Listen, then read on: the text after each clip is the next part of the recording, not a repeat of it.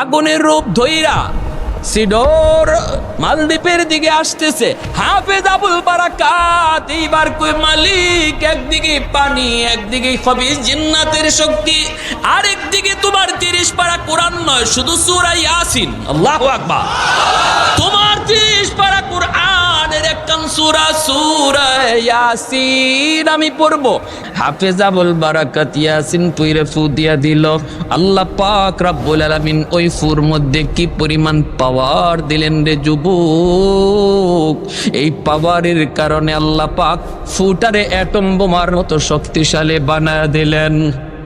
Saudi আরবের একটা জাহাজ মালদ্বীপের সাগরে ডুবে গেল, সব যাত্রী মারা গেল, কিন্তু একটা বালক সৌদির অল্প বয়সের, যার সিনার মধ্যে আল্লাহর 30 পারা কোরআন ছিল, যার নাম হাফেজ আবুল বারাকাত।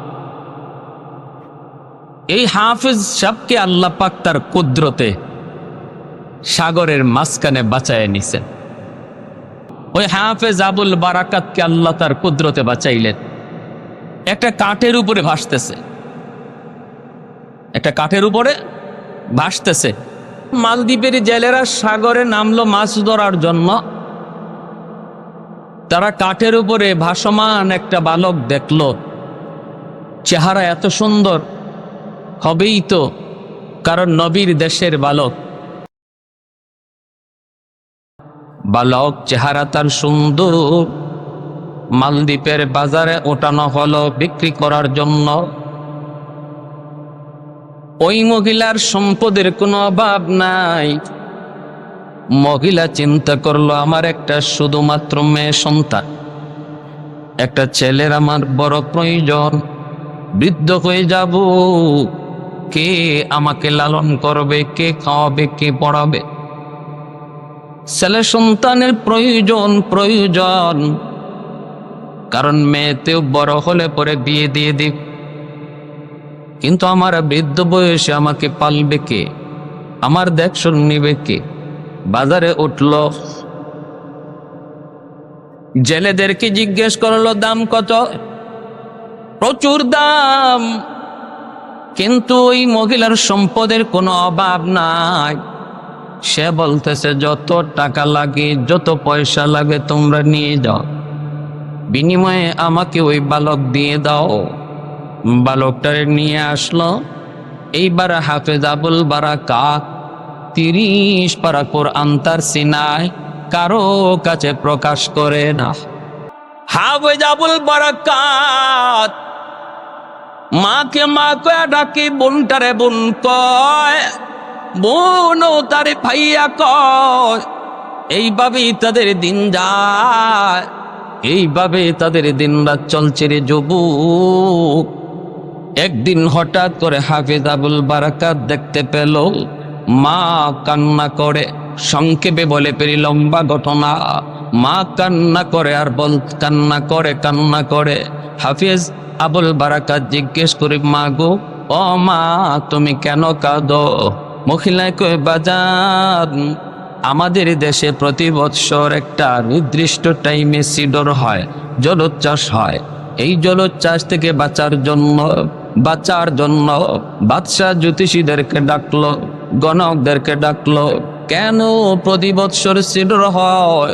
হাজারো মানুষের প্রাণহানি ঘটে যায়, পশু পাখিরও প্রাণহানি ঘটে যায়। তোমরা তালাশ করে বের করো, তোমরা গণনা করে বের করো, জ্যোতিষী বিদ্যা পড়ে বের করো। গণকেরা গণনা করে তারা জানায় দিল, জ্যোতিষীরাও জানায় দিল যে হাপনা, যদি সিডর থেকে বাঁচতে হয় তাহলে প্রতি বৎসর একজন সুন্দরী মেয়েকে, কুমারী সুন্দরী অবিবাহিত একজন মেয়েকে সাগরের পারে যে মন্দির, রাম মন্দির, ওই রাম মন্দিরে রেখে দিতে হবে।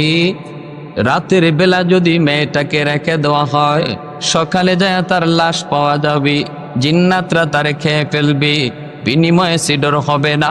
এটা কবি জিন্নাতের কারসাজি। ভাইরা বন্ধুরা, হাফেজে কোরআন ডাক দিয়া কয়, মা গো, ও মা, তুমি কান্না করো না গো, তুমি মনে করতেছো কি হয়েছে বলে আমার মেয়েটার নাম এই বছর লটারিতে উঠে গেছে রে বাজান।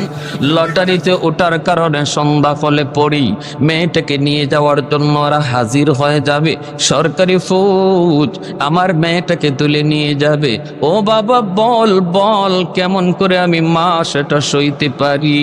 এত লালন পালন, এত আদর, এত মায়া করে যেই মেয়েটাকে বড় করলাম, আজকে আমার মেয়েটা চোখের সামনে জিন্নাতের ভোগ হবে, জিন্নাতের ভোগ হবে, এইটা আমি মা কেমন করে সই রে বাবা। হাফেজ আবুল বারাকাত কই, মা টেনশন করো না, আমি এর সমাধান বের করব। আল্লাহু আকবার জোরে কন। ও মা টেনশন করো না। মাই কই, বাবা তুমি কও কি, তুমি কেমনে কি করবা? কয়, মা আমার বোনটারে নানার বাড়ি পাঠায় দাও, আর বোনের জামা কাপড় পরাইয়া আমাকে মেলুক বানাইয়া পালঙে বসায় রাখো। ওরা আমাকে আমার বোন মনে করে তারা মন্দিরে রেখে দিক, আমি দেখব আমার কলিজায় যা আছে এটার পাওয়ার বেশি নাকি জিন্নাতের পাওয়ার বেশি। মহিলায় কই, বাবা কার কথা, কোন পাওয়ারের কথা বলছো? বুঝি নাই, বুঝি নাই। হাফেজ আবুল বারাকাত কয়, মা গো, তুমি জানো না গো মা, আমি তো কারো কাছে প্রকাশ করি নাই গো মা, আমি হলাম একজন মুসলমান। আমার কলিজায় মালিকের 30 পারা কোরআন, এই 30 পারা কোরআনের পাওয়ার সিডরের পাওয়ারের চেয়ে এবং জিন্নাতের পাওয়ারের চেয়ে হাজার হাজার গুণ বেশি। হাফেজ আবুল বারাকাত কয়, মা আমার বুকে 30 পারা কোরআন, টেনশন নাই, তুমি বোনটারে নানার বাড়ি পাঠায় দাও, আমাকে মেয়ে লোক বানায়া পালনে বসায় রাখো। সুবহানাল্লাহ জোরে কোন। মাইকেল, বাবা না বাবা, এমনটা হতে পারে না, আমি বড় আশা করে তোমারে আনছি, আমার বৃদ্ধ বয়সে আমারে পালবে কে? তোমার যদি কোনো ক্ষতি হয় তাহলে আমি কারে নিয়ে স্বপ্ন দেখব, আমি কারে নিয়ে বাঁচবো? মেয়েটা তো বড় হলে বিয়ে দিয়ে দিব, সে তো চলে যাবে শ্বশুর বাড়ি, কিন্তু তুমি তো আমার বৃদ্ধ বয়সের একমাত্র ঠিকানা, বাবা আমি তোমারে ছাড়তে পারি না। হাফেজ আবুল বারাকাত কয়, মা তুমি ইয়াকিন রাখো, আমার সিনায় যে 30 পারা কোরআন পাওয়ার সিডরের চেয়ে হাজার কোটি গুণ বেশি। সরকারি ফৌজ ঘরের ভিতরে ঢুকলো রে আল্লাহর গোলাম, ঘরের ভিতরে ঢুকে এবার দেখে এত সুন্দর মেয়ে, চেহারা এত সুন্দর, বলুন তো মেয়ে না ছেলে? আমার আলোচনা বুঝলে আওয়াজ দিয়া বলেন, মেয়ে না ছেলে? ধরে নিয়ে যাবে। হাফেজ আবুল বারাকাত ডাক দিয়া কয়, আমাকে ধরা লাগবে না, আমাকে কোনো টানা টানিও করা লাগবে না গো, আমি তোমাদের সঙ্গে যাইতেছি, টেনশন করো না। ভাইরা বন্ধুরা, হাফেজ আবুল বারাকাতকে নিয়ে তারা রাম মন্দিরে রেখে দিল। এই রাম মন্দিরে রেখে দিয়া তারা চলে আসবে। সরকারি ফৌজের আফসোস করে, এত সুন্দর মেয়েটা সকালে যায় তার লাশ পাওয়া যাবে, লাশ জিন্নাতেরা তারা খেয়ে ফেলবে। হাফেজ আবুল বারাকাত ওই মন্দিরে ঢুকে এসে মেয়ে লোকের পোশাক খুলে ফেললো, ভিতরে তার সেই বালকের পোশাক জুব্বা, হাতের মধ্যে ছিল একটা জায়নামাজ, জায়নামাজটা মন্দিরের ভিতরে বসায়া দিল, জায়নামাজটা মাটিতে বিছাইয়া আল্লাহর কুদরতি কদমে সাজদায় পড়ে গেল। আর মালিককে ডাক দেয়া বলতেছে, মালিক আজকে প্রমাণ হবে সিডরের পাওয়ার বেশি নাকি তুমি মাওলা পাকের কালামের পাওয়ার বেশি। ও মালিক, আজ প্রমাণ হবে ওই খবিস জিন্নাতের শক্তি বেশি নাকি তোমার কোরআনের ইয়াসিন ওয়াল কুরআনিল হাকিম, ইয়াসিনের পাওয়ার বেশি নাকি জিন্নাতের পাওয়ার বেশি? আজকে প্রমাণ হবে গো মালিক। এই পয়লা হাফেজ আবুল বারাকাত জায়নামাজ বিছাইয়া মন্দিরের ভিতরে আল্লাহর কুদরতি কদমে সেজদা দিল। এরপরে রাত যখন 12টা বেজে যায়, সরকারের পক্ষ থেকে পাগলা ঘন্টা বাজানো হয়, বিপদ সংকেত দেওয়া হয়। হাফেজ এইবার সে সাগরের দিকে তাকায়, মন্দির দিকে তাকায়, দেখে আল্লাহু আকবার, পানিটা পাহাড়ের মতো উঁচু হইয়া আগুনের রূপ ধইরা সিডর মালদ্বীপের দিকে আসতেছে। হাফেজ আবুল বারাকাত এইবার কই, মালিক, একদিকে পানি, একদিকে খবিস জিন্নাতের শক্তি, আরেকদিকে তোমার 30 পারা কোরআন নয়, শুধু সূরা ইয়াসিন। আল্লাহু আকবার। তোমার 30 পারা কোরআনের একখান সূরা, সূরা ইয়াসিন আমি পড়ব। হাফেজ আবুল বারাকাত ইয়াসিন পইরে ফু দিয়া দিল। আল্লাহ পাক রব্বুল আলামিন ওই ফুর মধ্যে কি পরিমাণ পাওয়ার দিলেন রে যুবক! এই পাওয়ারের কারণে আল্লাহ পাক ফুটারে অ্যাটম বোমার মতো শক্তিশালী বানায় দিলেন। কোরআন পড়া ফু দিলে আসর আসেনি না নাই? আরেকটু জোরে কোন আসেনি না নাই? ফখরে বাঙ্গাল রহমতুল্লাহি আলাইহি এক নাস্তিক কয়, হুজুর মানুষদেরকে আর কত ধোঁকা দিবেন? হুজুর কয় কি? কই যে মানুষ আয়, কই হুজুর একটা ফু দেন। আপনি একটা ফু দিয়া দিলেন, বাতাস, বাতাসে কি আছে? এই বাতাস দিয়া দিয়া মানুষদেরকে আর কত ধোঁকা দিবেন? ফখরে বাঙ্গাল রহমতুল্লাহি আলাইহি কয়, তুমি বাতাসে কি আছে বুঝো না? কয় না, বুঝি না। কেমনে বুঝবা? তুমি তো একটা জারজ সন্তান। এমনি হের সারা শরীর ফুললে গেছে।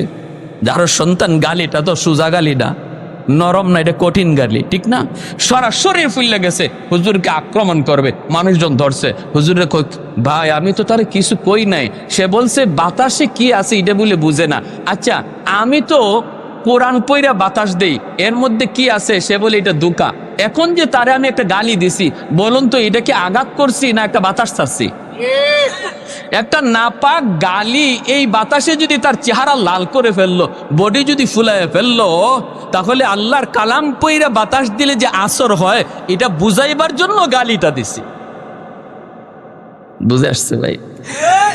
আল্লাহর কালাম সূরা ইয়াসিন পইরা ফু দিল, সিডরের মোকাবেলায় আল্লাহ পাক রব্বুল আলামিন অ্যাটম বোমার মতো সূরা ইয়াসিনকে আল্লাহ মোকাবেলায় পাঠায় দিলেন। সাগরের মাঝামাঝি যাইয়া এমন ভাবে আঘাত করলো, সিডর আবার পানিতে দেবে গেল। আল্লাহু আকবার জোরে বলেন। পাহাড় পরিমাণ উঁচু পানি আবার সাগরে দেবে গেল। সকালবেলা সরকারি ফৌজরা আসছে লাশ নেওয়ার জন্য। মন্দিরে আইসে দেখে লাশের কোনো বংশ নাই। একটা ছোট্ট বালক মন্দিরে বসে বসে কোরআন তেলাওয়াত করে। আল্লাহু আকবার। এ বেটা, তুমি এখানে মেয়ে লোক কই? হাফেজ সাহেব কই, মেয়ে লোক কোথায় পাইবা মিয়া? মেয়ে পাইবা কই? কয় কেন, গত রাত্রে যে নিয়ে আসলাম? কয় আরে আহাম্মক, গত রাত্রে আমারই লিয়ে আইছো। আরে আমরা আনলাম মেয়ে, তুমি কেউ ছেলে? বলে হ, আমার বোনের কাপড় পইরা আমি মেয়ে সাজ্জে বসাছিলাম। আমার বোন তো নানার বাড়িতে নানির হাতের ফিডা খায়। তুই মরলি না? সিডরও হইল না, তুই মরলিও না, তোর এই জিন্নাতে খাইছে না? হাফেজ আবুল বারাকাত কয়ে, না ফরমান, তোমাদের সিনার ভিতরে আল্লাহর কোরআন নাই, নূর নাই। তোমরা সত্য জিনিস বুঝো না, অন্ধকারে আছো, আলোর পথ পাও নাই। আমার সিনায় আল্লাহর 30 পারা কোরআন। ওই 30 পারা কোরআনের পাওয়ার সিডরের পাওয়ারের চেয়ে 1000 গুণ বেশি। আমি তো 30 পারা কোরআন শুধু পড়ি নেই, শুধুমাত্র সূরা ইয়াসিন ওয়াল কুরআনিল হাকিম, এই সূরা খানের কয়েকখানা আয়াত পড়ে ফু দিছি, সিডরের জায়গায় দেবে গেছে। সাথে সাথে এই সরকারি ফৌজগুলি বাদশারে জানাইল। বাদশা মন্ত্রী পরিষদ নিয়ে হাফেজ সাহেবের সামনে হাজির। ও হাফেজ সাহেব, তুমি এটা কি বলতেছো? আগামী বৎসরও আমরা এমনটা তোমার কাছ থেকে দেখতে চাই। আমি বাদশা কথা দিলাম রে যুবক, যদি আগামী বৎসর আমি নিজের চোখে দেখি কোরআনের এত পাওয়ার, আমি বাদশা কথা দিলাম, মন্ত্রী পরিষদ সব জনগণ লইয়া কালেমা পড়ে মুসলমান হয়ে যাব। আগামী বছর এই দিনে আবার হাফেজ আবুল বারাকাতকে রেখে দেওয়া হলো। আর সাগরের পারে দাঁড়ায় দাঁড়ায় মন্ত্রী পরিষদ লইয়া বাদশা নিজের চোখে দেখতে চায়, কোরআনের শক্তি, কোরআনের পাওয়ার। ভাইয়েরা বন্ধুরা, একই অবস্থা। যেই মাত্র সিডুর মহা রূপ ধারণ করেছে, খারাপ আকৃতি ধারণ করেছে, ওরা তাকায় মন্দিরের দিকে, দেখে মন্দির থেকে একটা আগুনের লোক্কা আসতেছে। এই আগুনের লোক্কাই সেই সাগরের বিশাল উঁচু পানিটাকে আঘাত করা মাত্র সাথে সাথে পানি আবার দেবে গেল। এই দৃশ্য বাদশাহ, ওই মালদ্বীপের বাদশাহ তার জনগণ সহ মন্ত্রী পরিষদ নিজের চোখে দেখলো। রে আল্লাহর গোলাম, ওই সাগরের তীরেই হাফেজ সাহেবের হাতে হাত রেখে বাদশাহ তার মন্ত্রী পরিষদ লইয়া জনগণ সহ কালেমা পরে মুসলমান হয়ে যায়। হযরত আলী রাদিয়াল্লাহু তাআলা আনহু ঘর থেকে বের হয়েছেন, তিনি মসজিদে নামাজে শরীক হবেন। ইমাম হলেন আমার নবী, রহমতের নবী, নবীজি ইমাম। আলী ঘর থেকে বের হয়েছেন নামাজে শরীক হওয়ার জন্য, কিন্তু মসজিদে নববী যাওয়ার মাঝখানে একটা গলিপথ, গলিপথটা হলো অত্যন্ত চিকন একটা পথ। এই পথ দিয়ে হযরত আলী যাবেন। যেই মাত্র গলিপথে ঢুকলেন, দেখেন একজন মুরব্বী মানুষ গলিপথ দিয়া লাঠিতে বর দিয়ে যাই, কোমর বাঁকা হয়ে গেছে, কোমর বাঁকা হয়ে গেছে। কি যেন খুঁজে মুরব্বী মানুষ কোমর বাঁকা হয়ে লাঠিতে বর দিয়া কিছু খুঁজে না রে বাবা, খুঁজে যৌবন কোথায় হারাইলাম, যৌবন কোথায় হারাইলাম, যৌবনটা খুঁজে। ওই আলী রাদিয়াল্লাহু তাআলা আনহু তিনি পিছনে আসতেছেন। হযরত আলী মনে মনে ভাবতেছেন, এখন আমি কি করব? যদি মসজিদে আল্লাহ নবীকে আমার রুকু ধরতে হয়, তাহলে একটু দ্রুত যাওয়া লাগবে, দ্রুত। আর দ্রুত গেলে ওই মুরব্বী মানুষটার একটু চাপ দেওয়া লাগবে। চাচা আমার একটু সাইড দেন, এতটুকু বইলা ওনাকে একটু চাপ দেওয়া লাগবে। হযরত আলী রাদিয়াল্লাহু তাআলা আনহু নিজের মনে বুঝান, এরে আলী বল, তুই কি মুরব্বী মানুষকে একটু কষ্ট দিবি, নাকি তোর রাকাত একটা ছুটে গেলে ছুটে যাবে? আলীর মন কয়, আলী রে, মুরব্বী মানুষকে আমার আল্লাহ নিজেও সম্মান করে। মুরব্বী মানুষ যখন আল্লাহর কাছে হাত উঠায় সাদা দাড়ি সাদা চুল লইয়া, তখন আল্লাহ বলে আমার তখন বড় লজ্জা লাগে। সুবহানাল্লাহ। না না, সম্মান করো, আল্লাহ যারা সম্মান করে তুমিও করো। হযরত আলী তারে ধাক্কাও দিলেন না, সাইড দিতেও বললেন না, পিছনে পিছনে যাইতেছেন। রাকাত একটা ছুটে যাবে আজকে নিশ্চিত, একটা রাকাত ছুটে যায়, ছুটে যাক। নবী মসজিদের নববীর ইমাম, এইদিকে আলী আসতে একটু দেরি হইতেছে। মায়ার নবী রুকুতে চলে গেছেন, রুকুতে চলে গেছেন, রুকুতে চলে গেছেন।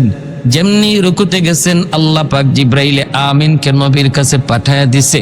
পাঠায়া দিয়া বলতেছে, নবী গো, রুকু থেকে মাথা উঠাবেন না গো নবী, রুকু লম্বা করেন, কারণ আপনার আলী এখনো রাস্তায়। সুবহানাল্লাহ। ওগো নবী, রুকু থেকে মাথা উঠেন না, কারণ আপনার আলী এখনো রাস্তায়, জামাত পায় নাই। আমি জিব্রাইল যখন বলবো তখন মাথা উঠাবেন। আল্লাহ নবী রুকু লম্বা করা শুরু করলেন। নামাজে নবী আর কোনো প্রশ্ন করলেন না। আলী রাদিয়াল্লাহু তাআলা আনহু যখন রুকুতে নবীরে পাইলেন, তখন জিব্রাইল কয়, নবী গো, এইবার দয়া করে মাথা উঠান, আপনার আলী আপনারই রুকুতে পায়া গেছে। সুবহানাল্লাহ। নামাজ শেষ হলে পরে আল্লাহর নবী মসজিদে নববীর মিম্বরে বসে ডাক দিলেন, আলী এদিকে আসো, এদিকে আসো। সাহাবায়ে কেরাম একটু বুঝতে চাইতেছেন, আজকে রুকু এত লম্বা হলো কেন, অন্য দিনের চেয়ে আজকে রুকু এত লম্বা হলো কেন? প্রশ্ন সবারই মনে। নবী ডাক দিলেন, আলী এইদিকে আসো। আলীকে ডাক দিয়ে কাছে আনলেন। সেই মায়ার নবী বলতেছেন, আলী আজকে নামাজে আসতে দেরি হলো কেন? হযরত আলী রাদিয়াল্লাহু তাআলা আনহু বলেন, নবী গো, কই বেশি দেরি হয় নাই, আমি তো আপনাকে রুকুতে পাইছি। আল্লাহ নবী কয়, আলী কেমনে পাইছো? হুশ নাই, হুশ থাকার কথাও না রে। তোমার রুকু পাওয়ার জন্য আল্লাহ পাক আমাকে রুকুতে হ্যাং কইরা রাখছে। সুবহানাল্লাহ। আমারে আল্লাহ পাক রুকুতে আটকায় রাখছে যেন তুমি রুকু পাও। হযরত আলী অবাক হয়ে গেলেন, ইয়া রাসূলুল্লাহ, এত কিছু ঘটে গেছে আমি বুঝি নাই গো নবী। আল্লাহ নবী কয় বুঝতে হবে না, আগে বলো কি হয়েছে, রাস্তায় কি হয়েছে কও। হযরত আলী বিস্তারিত বলার পর মায়ের নবীর চোখ দিয়ে দর দর করে পানি পড়ে। আর নবী কয় আলী রে, একজন মুরব্বীর সম্মান করার কারণে আল্লাহ পাক তোমারে কি পরিমাণ সম্মানী বানাইছে দেখো। এইবার আল্লাহর ওলি বিচ্ছুর পিছনে পিছনে দৌড়তেছেন। বিচ্ছুটা কোন দিকে যায় একটু দেখতে মন চায়, কোন দিকে যায় দেখতে একটু মন চায়। হঠাৎ করে আল্লাহর ওলি দেখেন হাওরের মাঝখানে একটা গাছ, গাছের নিচে একটা যুবক মনের আনন্দে ঘুমাইতেছে। এই যুবকের দিকে বিচ্ছুটা দ্রুত বেগে যাইতেছে। আল্লাহর ওলি জুন্নুন মিসরি ইনিও বিচ্ছুর পিছনে পিছনে আসতেছেন। কাছে আইসেই দেখেন ওই যুবক, যেই যুবক মনের আনন্দে ঘুমায়, তার চতুর্দিকে তার এই গরু ছাগলগুলি, ওই যে দুম্বা ভেড়াগুলি চতুর্পাশে। মাথার পাশে বিশাল এক সাপ ফনা ধরে আছে, ফনা যে কোনো মুহূর্তে যুবককে দংশন করবে। ওই অবস্থায় বিচ্ছুটা যাই লাফ দিয়া সাপের মাথায় বসলো, বৈশেই সাপরে কামড় দিল। মুহূর্তের ভিতরে সাপটা জাগায় মারা গেল।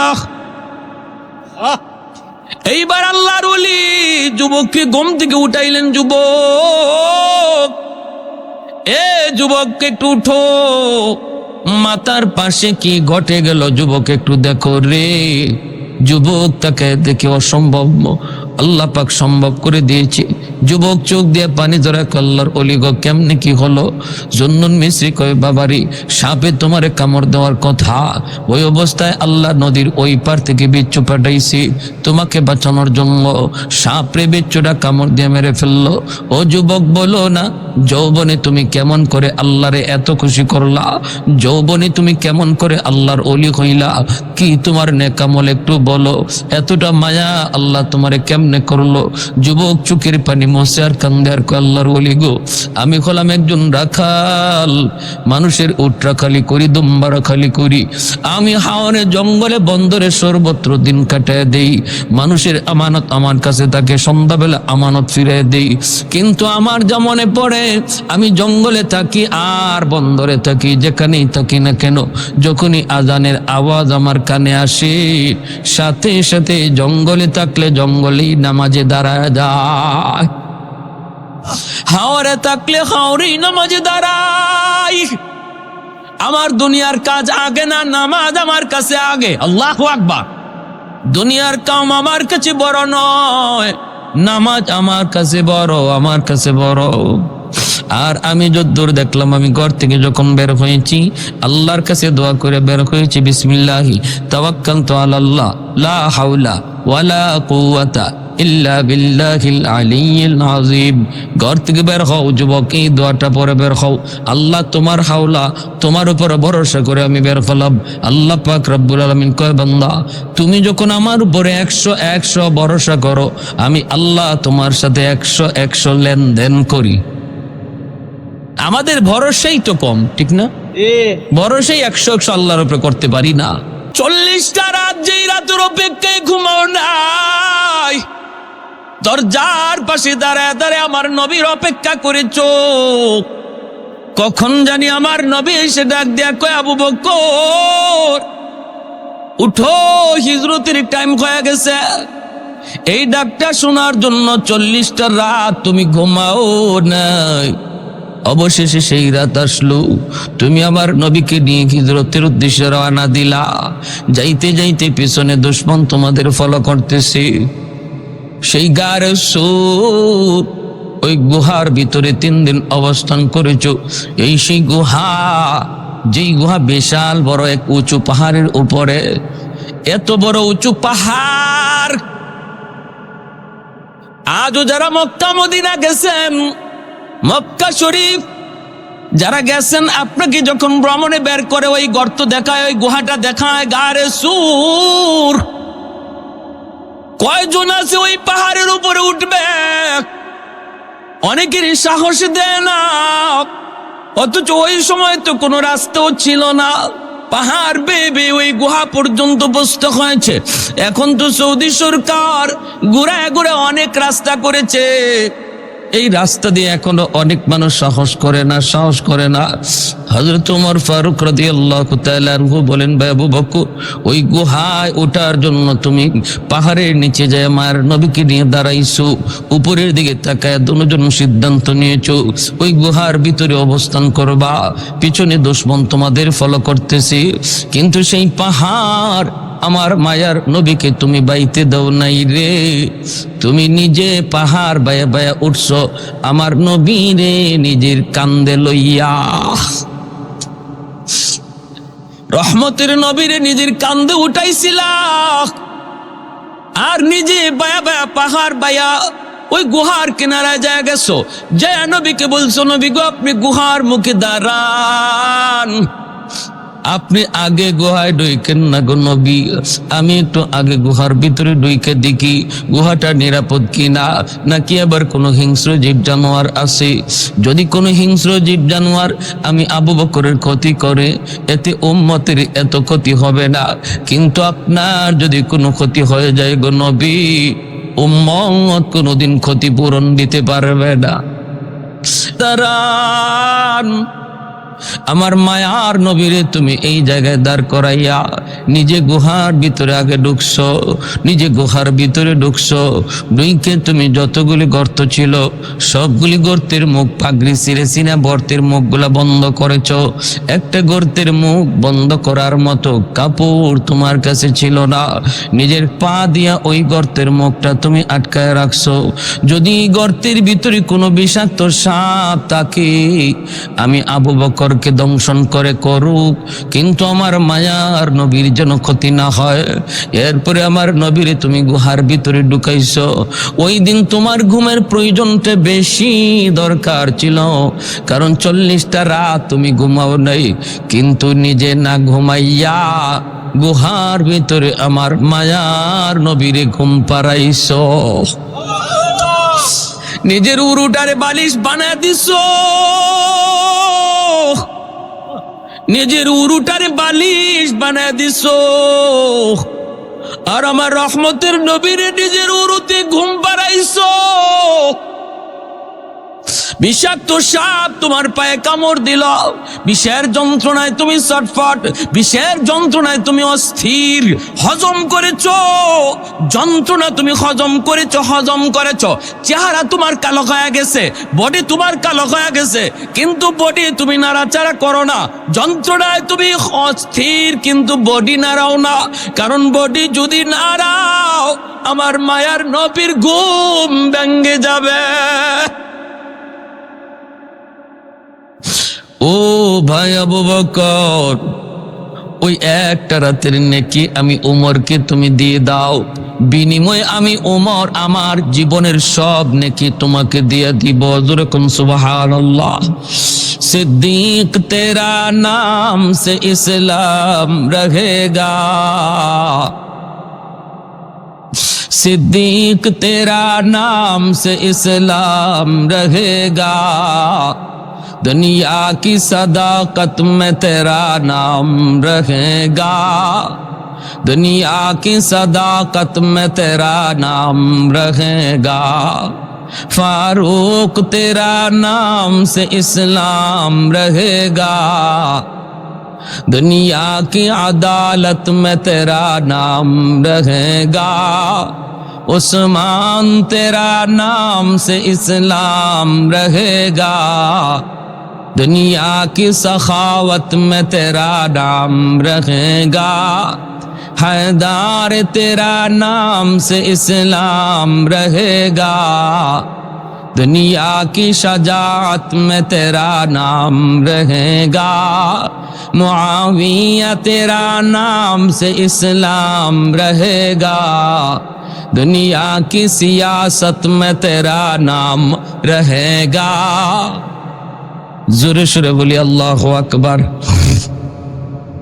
সিদ্দিক আকবর বলেন, ভাই উমর, যদি তুমি ওই রাতের নেকি চাও তাহলে আমি আবু বকর নিজেও তো জানি না এই রাতে আমার কেমন নেকি হয়েছে, তোমাকে আমি দেব কি দেব না, ঠকবো কি জিতবো এটা তো আমি নিজেও বুঝতেছি না। চলো আমরা দুজন আল্লাহর নবীর কাছে যাই, যাই নবীকে জিজ্ঞেস করি ওই রাতে আমার কি পরিমাণ নেকি হয়েছে। দুজন চলে আসলেন মায়ার নবীর কাছে। আল্লাহর নবী বলতেছেন কি ব্যাপার? দুজন হাজির, ঘটনা কি?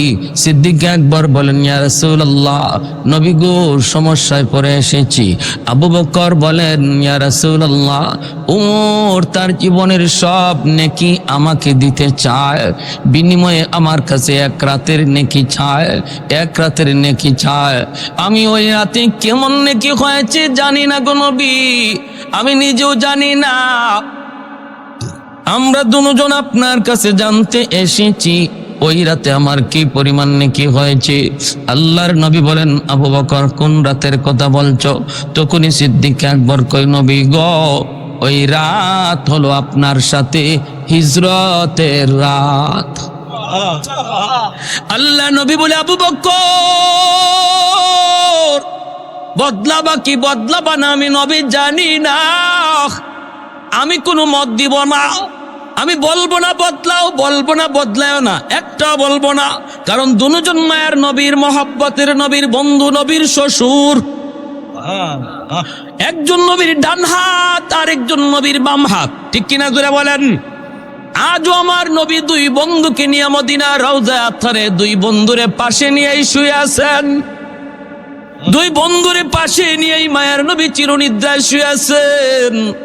এত মায়ার দুই বন্ধু, কে খুশি হয় আবার কে নারাজ হয়। এজন্য নবী কয় আমি জানি না, আমি কোনো মত দিব না, আমি কোনো মত দিব না। তবে আমি যেটা জানতে চেয়েছো এটা বলতে পারে আবু বকর, ওই রাতে তোমার কি পরিমাণ নেকি হয়েছে এটা তোমাকে আমি জানাইতে পারবো। বাকি বদলানো না বদলানো সেটা তোমাদের ইচ্ছা। এইবার নবী বলতেছেন আবু বকর রে, শুধু উমরের জীবনের নেকি না, গোটা উম্মতের জিন্দেগির নেকি যদি এক পাল্লায় রেখে দেওয়া হয়, আরেক পাল্লায় শুধু তোমার এক রাতের নেকি রাখা হয়, তবুও তোমার পাল্লা ভারী হয়ে যাবে। আরে কুজুরে কন্যা সুবহানাল্লাহ। এইবার সিদ্দিক বলে ভাই উমর তাহলে আমি রাজি না।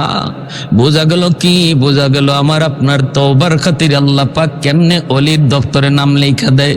কারণ হলো তওবার দ্বারা শুধু গুনাহ মাফ হয় তা না, বরং নেকিও ডাবলের ডাবল বেড়ে যায়। আল্লাহু আকবার। এজন্য আল্লাহ বলেছেন ইন্নাল্লাহা ইউহিব্বুত তাওয়াবিন ওয়া ইউহিব্বুল মুতাতাহহিরিন।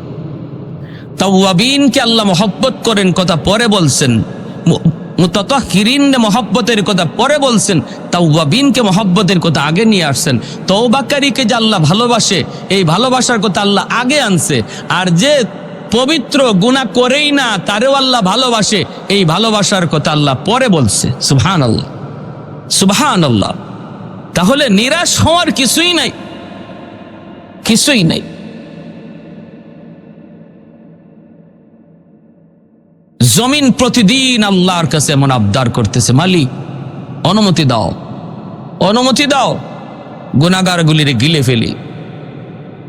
আমি জমিন আর কত গুনাহ দেখব, আর কত সইব? জালেমের পায়ের আওয়াজ আমি জমিন আর কত শুনবো? গুনাহগারের পায়ের শব্দ আর কত শুনবো? জমিন প্রতিনিয়ত আল্লাহর কাছে আবদার করে, মালিক অনুমতি দাও, গিলে ফেলি। আবতালিউ ইবনা আদম ফি কারি আলা কুল্লা ইয়াউমিন ওয়াল আরদু ইস্তাজিলু রাব্বাহু ওয়াল বাহরা ইস্তাজিলু রাব্বাহু ওয়াল মালাইকাতু ইস্তাজিলু রাব্বাহু। আল্লাহ পাক রব্বুল আলামিন বলেন হাদিসে কুদসি, আল্লাহর নিজের ভাষা, প্রতিদিন জমিন আল্লাহর কাছে আবদার করে, মালিক অনুমতি দাও, অনুমতি দাও, গিলে ফেলি। তুরস্কের জমিন 5 তলা 10 তলা বিল্ডিং গিলে ফেলেছে, 50,000 মানুষকে গিলে ফেলেছে, কয়েকদিন আগের ঘটনা, ঠিক না?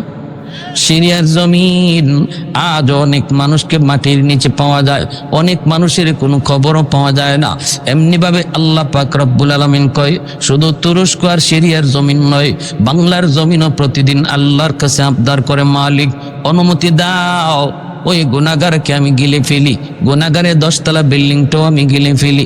আল্লাহ পাক রব্বুল আলামিন কয় শুধু এইরকম জমিন নয়, সাগর মহাসাগর আল্লাহর কাছে প্রতিনিয়ত আবদার করে, ও মালিক কক্সবাজার সমুদ্র সৈকত, এই সমুদ্রের পারে আইসা নাফরমান কত গুনাহ করে গো, আমি পানি আর কত দেখব, আর কত আমি নাফরমানি দেখব।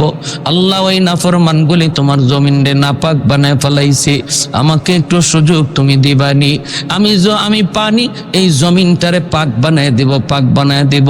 আল্লাহ পাক রব্বুল আলামিন কয় জমিন থাম থাম, আমি আল্লাহ দেখতেছি তোমরা যারা এই জমিন ধ্বংস করে দিতে চাও, আমি আল্লাহ দেখি এই জমিনে কেমন অন্যায় হয়, কেমন অত্যাচার হয়, কেমন জুলুম হয়।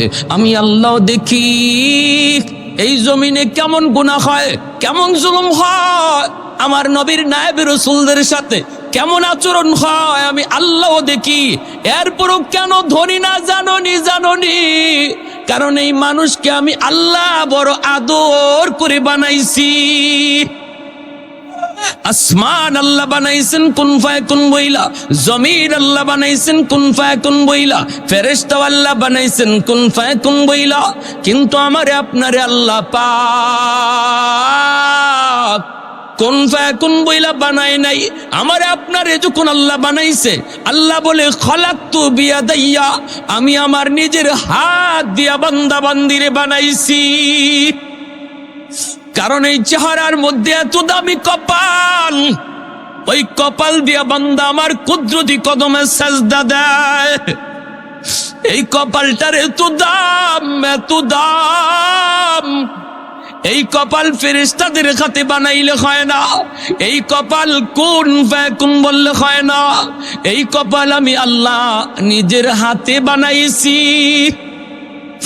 আমার বান্দা দিনে যদি তওবা করে, দিনে আমি আল্লাহ কবুল করব, রাতে যদি আমার কাছে তো তওবা করে রাতেই কবুল করব। কখন কোন জায়গায় ওয়াজ মাহফিলে বইসা আমার বান্দার দিল নরম হয়ে যায়, দিলটা নরম হওয়া মাত্রই যখনই কই আল্লাহ ভুল করেছি আর করব না, তখনই আমি তার পিছনের জীবনের সব গুনাহ মুহূর্তের ভিতরে নেকি বানায় দিব। তোমরা কারা কারা, তোমরা কেন আমার আর আমার বান্দার ভিতরে কেন নাক গলাও? আল্লাহু আকবার। আমার আর আমার বান্দা বান্দির ভিতরে তোমরা কেন নাক গলাও? 70 বছর 80 বছরের গুনাহগার তওবার খাতিরে 60 বছর 70 বছরের গুনাহকে আল্লাহ পাক মুহূর্তের ভিতরে নেকি বানায় দেয়। আল্লাহ বলে এখনো জমিনের মধ্যে 4 শ্রেণী আছে। লাউলা মাশাইখু রুক্কা ওয়াশশাবাবু খুশশা ওয়াল আতফালু রুদ্দা ওয়াল আনআমু রুত্তা লাজআলতুস সামাআ হাদিদা ওয়াল আরদা খাফসাফা ওয়াত তুরাবা রামাদা ওয়ামা আনজালতু মিনাস সামাই কাতরা ওয়ামা আমবাততু মিনাল আরদি নাবাতা বাল আনজালতু আলাইকুমুল আযাবা সাব্বা। আল্লাহ বলেন এখনো জমিনের ভিতরে আমার কিছু বান্দা বান্দি রয়েছে যাদের চুল দাড়ি পাকা হয়ে গেছে, চুল পেকে গেল, চুল দাড়ি তার পাকা হয়ে গেছে, কোমরে তার ব্যথা, হাঁটুতে তার ব্যথা, এরপরও আমি আল্লাহকে কষ্ট করে করে সাজদা দেয়, আমি আল্লাহকে কষ্ট করে করে রুকু করতে পারে না, হাঁটু বাঁকা করতে পারে না, কোমর বাঁকা করতে পারে না, এরপরও করে আমি আল্লাহর ভয়ে, আমি আল্লাহর মহব্বতে। আমার ওই বান্দা বান্দি যখন কষ্ট করে আমি আল্লাহর কদমে সেজদা দেয় রে, তখন আমি আল্লাহ এই জমিনের প্রতি তখন মায়া লেগে যা।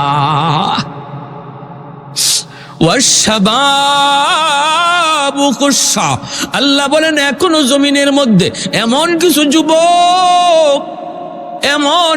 যুবক রয়েছে যৌবনের পাগলামি করে না, যৌবনে আমি আল্লাহকে ডাকে, যৌবনে গুনার কাজে যায় না, যৌবনে গানের আসরে যায় না, যৌবনে যাত্রার প্যান্ডেল করে না, অথচ তার যৌবনের চাহিদা ছিল গুনাহ করা।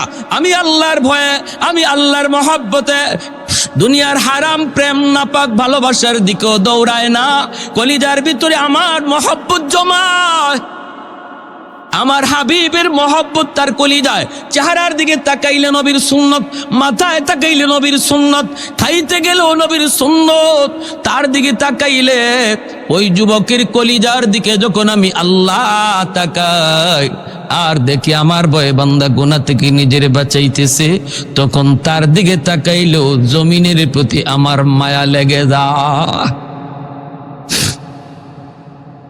3 নম্বরে আল্লাহ পাক রব্বুল আলামিন বলেন ওয়াল আতফালু রুদ্দাহ, ঘরে ঘরে কিছু শিশু বাচ্চা আছে, ওই শিশু বাচ্চাগুলির কোনো অন্যায় নেই, এদের কোনো অপরাধ নাই, শিশু বাচ্চাদের উপরে শরীয়তের কোনো বিধিবিধান চালু হয় নাই। গুনাহ আসতে চায় তার মার, আযাব আসতে চায় তার মার গুনার কারণে, বাবার গুনার কারণে, কিন্তু এই গজবের ভিতরে বাচ্চাটাও পইরা যায়, অথচ বাচ্চাটার কোনো গুনাহ নাই, কোনো অন্যায় নেই, ওর উপরে কোনো শরীয়তের বিধিবিধান নাই, তার উপরে হালাল হারাম কিছু নাই। যখনই আযাব গজব তার বাপ মার গুনার কারণে জমিনে আয় রে, ওই বাচ্চাটা টুট ভাঙ্গা ভাঙ্গা আমি আল্লাহর দিকে তাকায় কান্দে, অথচ আমার ওই নিষ্পাপ অবুধ বান্দাটার কোনো অন্যায় ছিল না, তার কান্নার দিকে তাকাইলো এই গুনাহগার জমিনের প্রতি আমার মায়া লেগে যায়। আল্লাহ বলেন 4 নম্বর হলো জমিনের মধ্যে কিছু পশু পাখি আছে, হাঁস মুরগি গরু ছাগল আছে, এদের উপরে শরীয়তের কোনো বিধিবিধান নাই। গরু ছাগল হাঁস মুরগির উপরে নাই জায়েজ না জায়েজ নামাজ রোজার কোনো বিধান নাই। যদি আসমানি গজব জমিনি গজব জমিনের ভিতরে নামে, তাহলে এই গরু ছাগলগুলি এরাও শিকার হয়ে যায়, এরাও এই গজবের শিকার হয়ে যায়, অথচ গরু ছাগলের কোনো অন্যায় নেই, কোনো অপরাধ নাই। এর দিকে তাকাইলো আমি আল্লাহ জমিনের প্রতি আমার মায়া লেগে যায়। এজন্য বলি যুবক, গরু ছাগল হাঁস মুরগি পশু পাখি যা কিছু দেখি, ও কারণে গরুটারে মারধর করবা না, ও কারণে ছাগলটার গায়ে হাত দিবা না, কারণ জানো নি সে যদিও হাইওয়ান কিছু বলতে পারে না, আল্লাহ তার খাতিরে তোমারে আমারে বাঁচায় রাখছে। নতুবা জমিনে যেই পরিমাণ গুনাহ হয়, যেই পরিমাণ অন্যায় হয়, এখনো মসজিদে কয়জন যায় আর মসজিদের বাইরে কয়জন থাকে? নামাজের টাইমে হিসাব করলে দেখো, প্রতিটা ঘরে ঘরে যদি জরিপ করা হয়, প্রতিটা ঘরে নামাজি কয়জন বেনামাজি কয়জন, দেখা যাবে বেনামাজির সংখ্যা বেশি। গ্রামে গ্রামে যদি হিসাব নেওয়া হয় নামাজি কয়জন বেনামাজি কয়জন, দেখা যাবে বেনামাজির সংখ্যা বেশি। আল্লাহ পাক বলে এত কিছু আমি দেখতেছি, আমি দেখতেছি দেখতেছি দেখতেছি, এরপরও আমি জমিন টিকায় রাখছি এই 4 দলের কারণে। ওই বৃদ্ধ বান্দা বান্দিগুলা বৃদ্ধ বয়সে যখন আমার কদমে সাজদা দেয়, তার খাতিরে জগৎ টিকায় রাখছি। ওই যেই যুবক যৌবনে আমি আল্লাহরে ডরায়, ওই যুবকের কলিজার দিকে তাকাই আমি জমিন টিকায় রাখছি। শিশু বাচ্চাগুলিরও মারধর করবেন না, শিশু বাচ্চাগুলিরও মারধর করবেন না, বকাঝকা করবেন না, না না অভিশাপ দিবেন না। ওই বাচ্চাগুলি এরা নিষ্পাপ, এরা নিষ্পাপ। আল্লাহর কথা বলতেছি, হাদিসে কুদসি আল্লাহর ভাষা। আল্লাহ বলেন ওই বাচ্চাটা, যেই বাচ্চাটার আমি ধমক দিলাম অকারণে মারলাম, এই বাচ্চাটার উসিলায় আল্লাহ ঘরের মানুষে খাওয়াইতেছে। সুবহানাল্লাহ। ওই বাচ্চাটার উসিলায় আল্লাহ ঘরের মানুষে খাওয়াইতেছে। অতএব না, বাচ্চাগুলির আদর করে আমার আল্লাহর কুদরতি কলিজা খুশি হয়ে যায়। সুবহানাল্লাহ। এর জন্য আমার মায়ের নবীও বাচ্চাকে মায়া করতেন। নবী শিশু বাচ্চা দেখলেই কুলে নিতেন, কপালে চুমু খাইতেন, গালে চুমু খাইতেন। ওরা নিষ্পাপ, ওরা নিষ্পাপ, মাসুম। আমার গুনার কারণে আযাব আসতে চায়, বাচ্চার কারণে আল্লাহ আমারে বাঁচায়। বৃদ্ধ বাবাজিদেরকে মায়া করবেন, মায়া করবেন। বৃদ্ধ বাবাজিদেরকে শ্রদ্ধা করবেন, বৃদ্ধ বাবাজিদেরকে শ্রদ্ধা করবা যুবক। না না, মুরব্বী মানুষের সাথে বেয়াদবি কইরো না। ওই চুলদারি সাদা মানুষটার খাতিরে আল্লাহ তোমারে আমারে বাঁচায় রাখছি। মুরব্বী মানুষকে আল্লাহ নিজেও সম্মান করে, আল্লাহ নিজেও সম্মান করে। কেমনে সম্মান করে একটা ঘটনা বলি, শোনেন, মনোযোগ দিয়ে শোনেন। হযরত আলী রাদিয়াল্লাহু তাআলা আনহু ঘর থেকে বের হয়েছেন, তিনি মসজিদে নামাজে শরীক হবেন। ইমাম হলেন আমার নবী, রহমতের নবী, নবীজি ইমাম। আলী ঘর থেকে বের হয়েছেন নামাজে শরীক হওয়ার জন্য, কিন্তু মসজিদে নববী যাওয়ার মাঝখানে একটা গলিপথ, গলিপথটা হলো অত্যন্ত চিকন একটা পথ। এই পথ দিয়ে হযরত আলী যাবেন, যেই মাত্র গলিপথে ঢুকলেন, দেখেন একজন মুরব্বী মানুষ গলিপথ দিয়া লাঠিতে বর দিয়ে যাইতেছে। কোমর বাঁকা হয়ে গেছে, কোমর বাঁকা হয়ে গেছে। কি যেন খুঁজে, কি যেন খুঁজে। মুরব্বী মানুষ কোমর বাঁকা হয়ে লাঠিতে বর দিয়া কিছু খুঁজে না রে বাবা। খুঁজে যৌবন কোথায় হারাইলাম, যৌবন কোথায় হারাইলাম, যৌবনটা খুঁজে ওই আলী রাদিয়াল্লাহু তাআলা আনহু তিনি পিছনে আসতেছেন। হযরত আলী মনে মনে ভাবতেছেন এখন আমি কি করব। যদি মসজিদে আল্লাহ নবীকে আমার রুকু ধরতে হয় তাহলে একটু দ্রুত যাওয়া লাগবে, দ্রুত। আর দ্রুত গেলে ওই মুরব্বী মানুষটার একটু চাপ দেওয়া লাগবে। চাচা আমার একটু সাইড দেন, এতটুকু বইলা ওনাকে একটু চাপ দেওয়া লাগবে। হযরত আলী রাদিয়াল্লাহু তাআলা আনহু নিজের মনে বুঝান, এরে আলী বল, তুই কি মুরব্বী মানুষকে একটু কষ্ট দিবি নাকি তোর রাকাত একটা ছুটে গেলে ছুটে যাবে? আলীর মন কয়, আলী রে, মুরব্বী মানুষকে আমার আল্লাহ নিজেও সম্মান করে। মুরব্বী মানুষ যখন আল্লাহর কাছে হাত উঠায় সাদা দাড়ি সাদা চুল লইয়া, তখন আল্লাহ বলে আমার তখন বড় লজ্জা লাগে। সুবহানাল্লাহ। না না, সম্মান করো, আল্লাহ যারা সম্মান করে তুমিও করো। হযরত আলী তারে ধাক্কাও দিলেন না, সাইড দিতেও বললেন না, পিছনে পিছনে যাইতেছেন।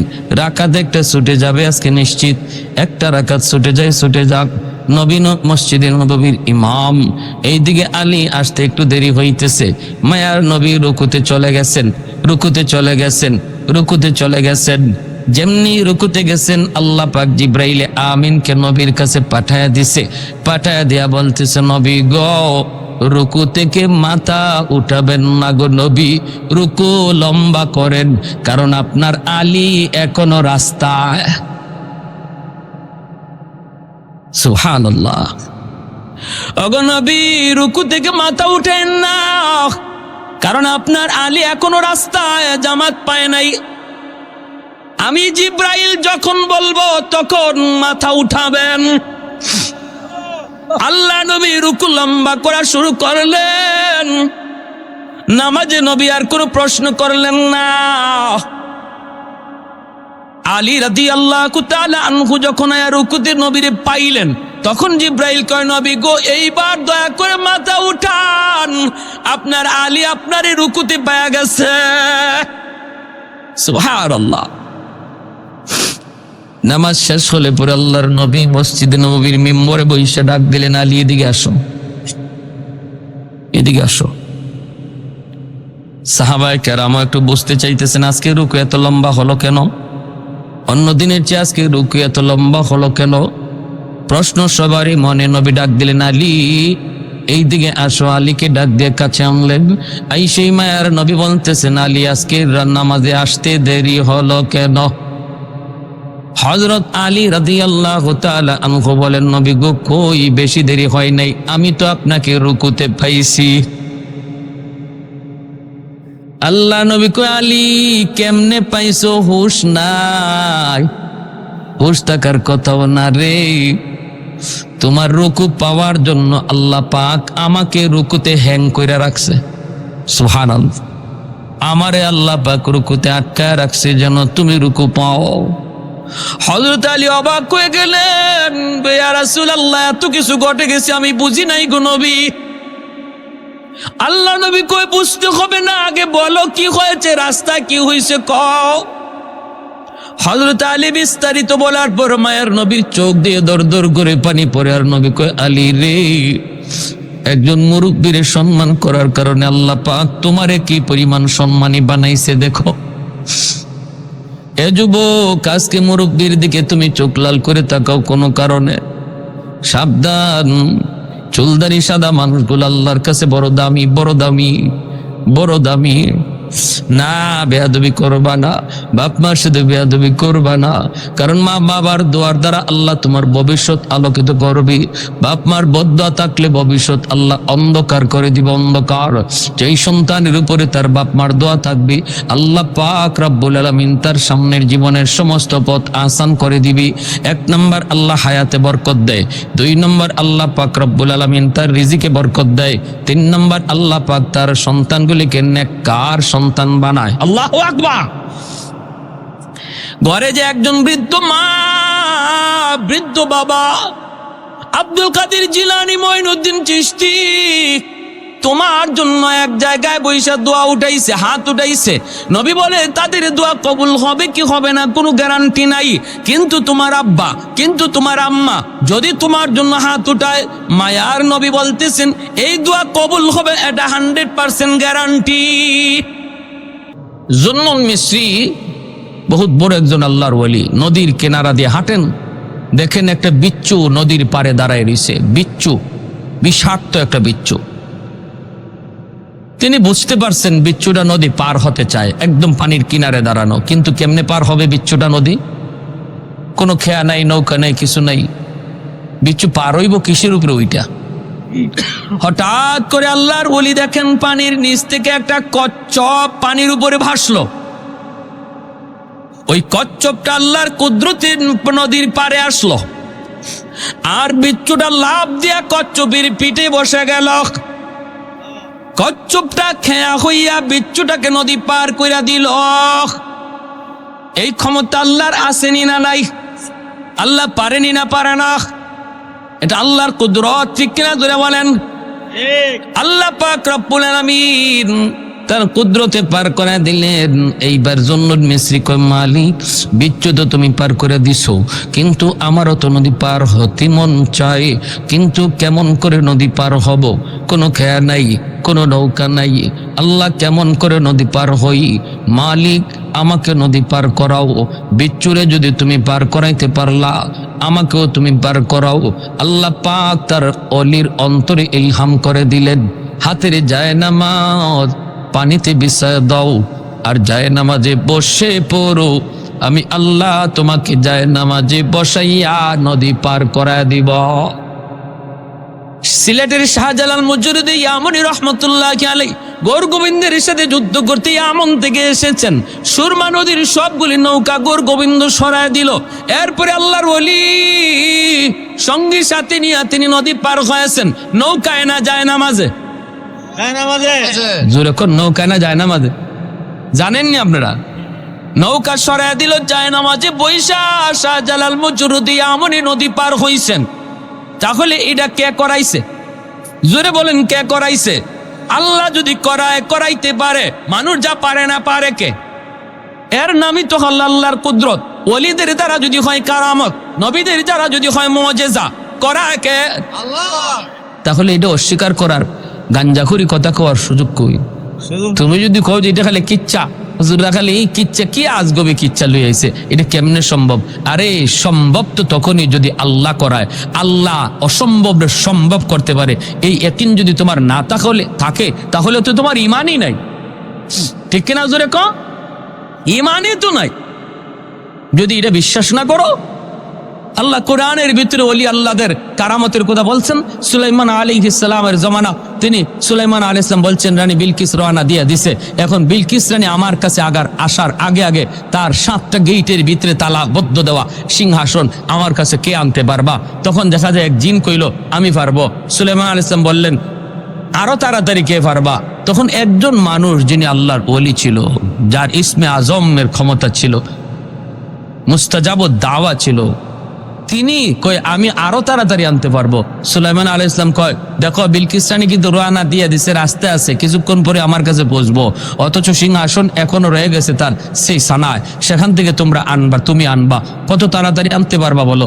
কয় আপনি চোখ মুছবেন আর চোখ খুলবেন, দেখবেন সিংহাসন হাজির। কি ভাই, মাটির নিচ দিয়া বিলকিস রানী আসার আগেই তার সিংহাসন সুলাইমান নবীর সামনে হাজির। এখন অস্বীকার করো, এটা তো কোরআনে আয়া।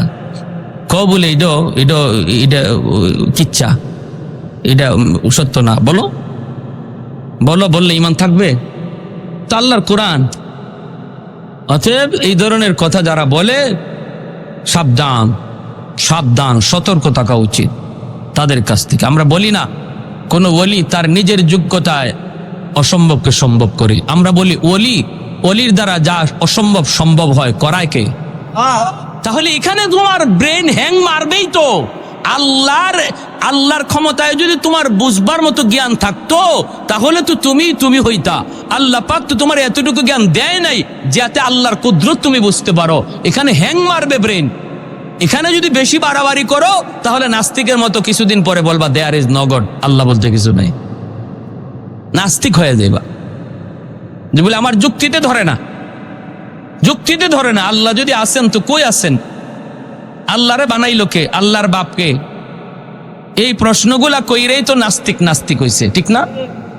এই প্রশ্নগুলা কইরেই নাস্তিকরা নাস্তিক হয়েছে। এজন্য সতর্ক আমার ভাই। জুন্নুন মিসরি রহমতুল্লাহ আলাইহি কারামাতুল আউলিয়ায়ে হাক্কুন, এটা আহলে সুন্নাহ ওয়াল জামাতের আকীদা। আমাদের প্রত্যেকের এই ব্যাপারে বিশ্বাস আছে, ওলি আল্লাহদের কারামত এটা হক। এটা করায় কে? আল্লাহ। নবীদের মুআজিজা হক, নবীদের মুআজিজা ও নবীদের ক্ষমতা না, এটাও করান কে? আল্লাহ। এখন ইনি আল্লাহ পাক কয় হাতের জায়নামাজ নদীতে বিছায় দাও। জুন্নুন মিসরি হাতের জায়নামাজ তিনি নদীতে বিছায় দিলেন। জায়নামাজে বৈশা তিনি নদী পার হয়ে গেলেন। এইবার আল্লাহর ওলি বিচ্ছুর পিছনে পিছনে দৌড়তেছেন। বিচ্ছুটা কোন দিকে যায় একটু দেখতে মন চায়, কোন দিকে যায় দেখতে একটু মন চায়। হঠাৎ করে আল্লাহর ওলি দেখেন হাওরের মাঝখানে একটা গাছ, গাছের নিচে একটা যুবক মনের আনন্দে ঘুমাইতেছে। এই যুবকের দিকে বিচ্ছুটা দ্রুত বেগে যাইতেছে। আল্লাহর ওলি জুন্নুন মিসরি ইনিও বিচ্ছুর পিছনে পিছনে আসতেছেন। কাছে আইসেই দেখেন ওই যুবক, যেই যুবক মনের আনন্দে ঘুমায়, তার চতুর্দিকে তার এই গরু ছাগলগুলি, ওই যে দুম্বা ভেড়াগুলি চতুর্পাশে। মাথার পাশে বিশাল এক সাপ ফনা ধরে আছে, ফনা যে কোনো মুহূর্তে যুবককে দংশন করবে। ওই অবস্থায় বিচ্ছুটা যাই লাফ দিয়া সাপের মাথায় বসলো, বৈশেই সাপরে কামড় দিল। মুহূর্তের ভিতরে সাপটা জাগায় মারা গেল। এইবার আল্লাহর ওলি যুবককে ঘুম থেকে উঠাইলেন। যুবক, এ যুবককে একটু উঠো, মাথার পাশে কি ঘটে গেল যুবক একটু দেখো রে। যুবক তাকে দেখে অসম্ভব আল্লাহ পাক সম্ভব করে দিয়েছে। যুবক চোখ দিয়ে পানি ধরে আল্লাহর ওলি গো কেমনে কি হলো? জুন্নুন মিসরি কয় বাবারি সাপে তোমারে কামড় দেওয়ার কথা, ওই অবস্থায় আল্লাহ নদীর ওই পার থেকে বিচ্ছু পাঠাইছি তোমাকে বাঁচানোর জন্য। সাপরে বিচ্ছুটা কামড় দিয়ে মেরে ফেললো। ও যুবক বলো না যৌবনে তুমি কেমন করে আল্লাহরে এত খুশি করলা? যৌবনে তুমি কেমন করে আল্লাহর ওলি হইলা? কি তোমার নেকামল একটু বলো, এতটা মায়া আল্লাহ তোমারে কেমনে করলো? যুবক চোখের পানি মোছে আর কান্দে আর কয় আল্লাহর ওলি গো আমি হলাম একজন রাখাল, মানুষের উট রাখালি করি, দুম্বা রাখালি করি। আমি হাওরে জঙ্গলে বন্দরে সর্বত্র দিন কাটায় দেই। মানুষের আমানত আমার কাছে তাকে সন্ধ্যাবেলা আমানত ফিরিয়ে দেই। কিন্তু আমার যা মনে পড়ে আমি জঙ্গলে থাকি আর বন্দরে থাকি, যেখানেই থাকি না কেন, যখনই আজানের আওয়াজ আমার কানে আসে সাথে সাথে জঙ্গলে থাকলে জঙ্গলেই নামাজে দাঁড়ায় যায়, হাওরে থাকলে হাওরেই নামাজে দাঁড়াই। আমার দুনিয়ার কাজ আগে না, নামাজ আমার কাছে আগে। আল্লাহু আকবার। দুনিয়ার কাম আমার কাছে বড় নয়, নামাজ আমার কাছে বড়, আমার কাছে বড়। আর আমি যদ্দূর দেখলাম, আমি ঘর থেকে যখন বের হয়েছি আল্লাহর কাছে দোয়া করে বের হয়েছি, বিসমিল্লাহি তাওয়াক্কালতু আলাল্লাহ লা হাওলা ওয়ালা কুওয়াতা ইল্লা বিল্লাহিল আলিয়্যিল আযীম। ঘর থেকে বের হও যুবক, এই দোয়াটা পরে বের হও। আল্লাহ তোমার হাওলা, তোমার উপর ভরসা করে আমি বের হলাম।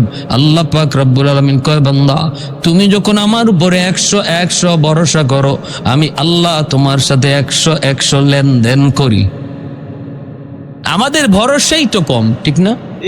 ভরসাই 100 আল্লাহর উপরে করতে পারি না, যার কারণে আমাদের সাথে আল্লাহ লেনদেনও কম হয়। ঘুমানোর আগে বলেছি মালিক আমি ঘুমাইবো এখানে, আমি বড় ক্লান্ত পরিশ্রান্ত, কিন্তু কেমনে ঘুমাই? ঘুমন্ত অবস্থায় যদি আমারে কোনো হিংস্র জীব জানোয়ার আঘাত করে, আক্রমণ করে, আমারে বাঁচাইব কে? কেউ নাই, আপন বলতে কেউ নাই, বন্ধু বান্ধব আত্মীয় কেউ নাই, কিন্তু আমি পরিশ্রান্ত ঘুমাবো। আল্লাহ আমি তোমার কাছে আমারে হাওলা করলাম। এই বইলে আমি ঘুমাইছিলাম। আল্লাহর ওলি জুন্নুন মিসরি কয় যুবক এজন্যই তোমাকে আল্লাহ পাক যৌবনে তোমার নাম অলির তালিকায় উঠায় দিছি। আল্লাহর উপর ভরসা করছো তুমি 100 জন্য আল্লাহ তোমার সাথে ব্যবহারও করছে 100। এজন্যই রে যুবক, এজন্যই বলি, যত আল্লাহর অলি হয়ে গেছেন দুনিয়াতে সবাই কিন্তু অলির খাতায় নাম লেখাইছেন যৌবনকালে। এই যৌবন কালটা তুমি পাগলামি করে কাটাইতেছ, এই যৌবন কালটা তুমি গুনার কাজে কাটাইতেছ, অথচ এই বয়সটাই ছিল তোমার আল্লাহর অলি হওয়ার বয়স।